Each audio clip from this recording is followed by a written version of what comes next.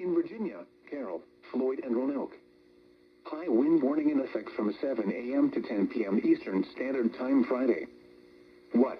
West winds 25 to 35 miles per hour with gusts up to 60 miles per hour possible. Where? In North Carolina, Allegheny, North Carolina, Ashe, and Watauga counties. In Virginia, Carroll, Floyd, Grayson, and Roanoke counties. When? From 7 a.m. to 10 p.m. Eastern Standard Time Friday. Impacts. Damaging winds will blow down trees and power lines. Power outages are expected. Travel will be difficult, especially for high-profile vehicles. Watch for falling debris, tree limbs, and down power lines. Use caution if you must drive.